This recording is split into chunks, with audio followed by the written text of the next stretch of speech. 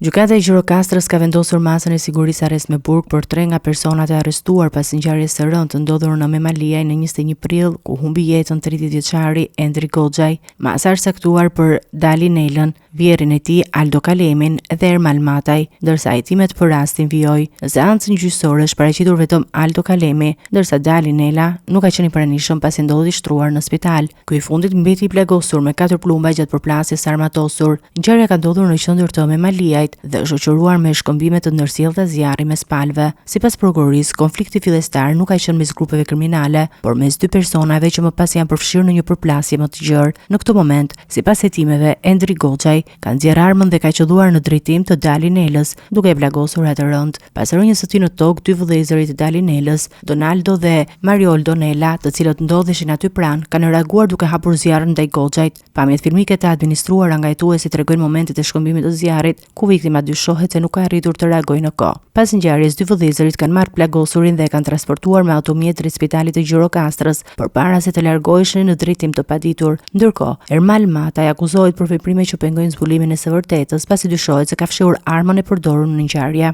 Në kërkim janë shpadur Donaldo dhe Marioldo Nela, ndërsa policia dhe prokuroria po vijojnë hetimet për sqaruar plotësisht dinamikën dhe përgjegjësitë e secilit të përfshirë në këtë ngjarje të rëndë.